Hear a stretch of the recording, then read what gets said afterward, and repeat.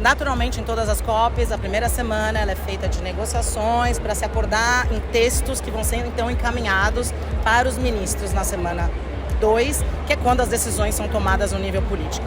Temos já vários textos na mesa e hoje está negociações aí acontecendo.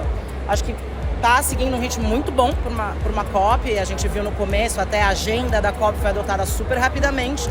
O que eu diria até raro, porque às vezes demoram aí e tudo atrasa, então acho que o ritmo está sendo muito bom. Obviamente, sempre tem posições, são negociações, então posições divergentes, etc e tal, mas eu diria que as coisas estão caminhando. Então acho que temas aí centrais é a adaptação, diferentes propostas estão na mesa, propostas aí que querem adotar os indicadores já agora, outras que querem postergar, a questão do financiamento para adaptação está na mesa, mercado de carbono, é o artigo 6.4, super importante quando se fala de financiamento para ação climática, sinergias de clima, biodiversidade, oceanos e terra também fundamental e finalmente a questão de financiamento de uma maneira mais geral. Tem algumas questões que são bem políticas, financiamento é uma delas, né? Então essa semana se discute texto, mas no fim quem decide mesmo são os ministros na semana seguinte. Então alguns acordos, como eles são feitos nessa esfera, é melhor acontecer de fato quando os ministros estão aqui. E os ministros geralmente chegam para a segunda semana e não estão aqui na primeira semana da COP. Então a expectativa é que na semana que vem a gente já tenha de fato decisões, é isso?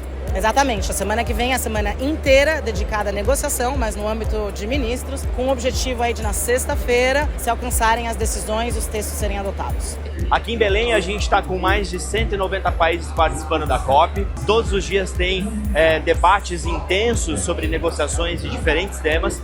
Acho que 2 deles que eu posso citar nessa primeira semana é o financiamento que a gente precisa garantir para a adaptação climática, e a gente está falando de um processo em que recursos financeiros são necessários a partir de já para a gente garantir que países continuem se desenvolvendo de maneira sustentável e que também a gente consiga garantir, obviamente, a manutenção de outros países, né, que têm riscos eminentes de desaparecerem, como algumas ilhas do Pacífico.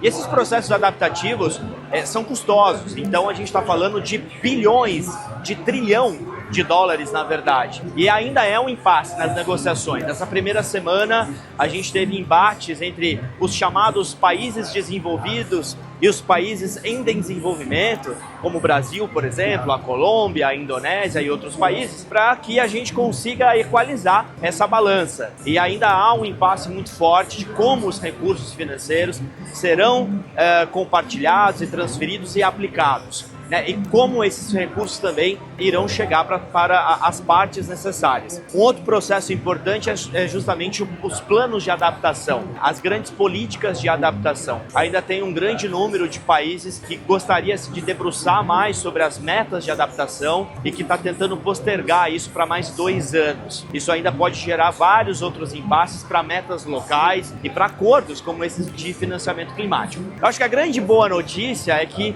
o setor da saúde, pela primeira vez, vai ter um plano de adaptação para o próprio setor da saúde, e o Brasil é o grande pioneiro, é o grande líder desse programa ao lado da Organização Mundial da Saúde, da OMS. Esse foi um anúncio feito durante essa semana, então são previstos milhões de dólares para o setor da saúde construir processos adaptativos frente à mudança do clima. A gente vai ficar ligado para entender como isso também impacta diretamente nas empresas do setor da saúde.